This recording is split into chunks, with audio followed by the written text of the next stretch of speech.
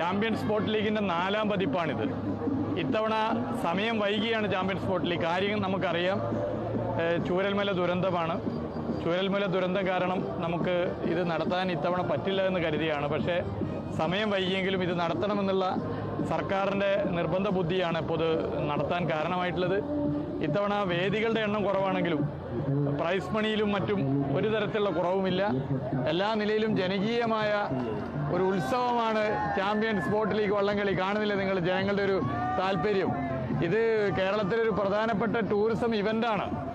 എല്ലാവരും യോജിച്ചിരുന്നുകൊണ്ടാണ് champions sport league വള്ളംകളി വിജയകരമായി സംഘടിപ്പിക്കുന്നതിന് നേതൃത്വം കൊടുക്കുന്നത്. അടുത്ത വർഷത്തെ CBL നമുക്ക് വിവിധ രാജ്യങ്ങളിൽ നിന്നുള്ള വിദേശ വിനോദസഞ്ചാരികൾ വരുന്ന നിലയിലേക്ക് പ്ലാൻ ചെയ്യാനും അതിൻ്റെ മാർക്കറ്റിംഗ് വളരെ നേരത്തെ നടത്താനുമാണ് ഉദ്ദേശിക്കുന്നത്.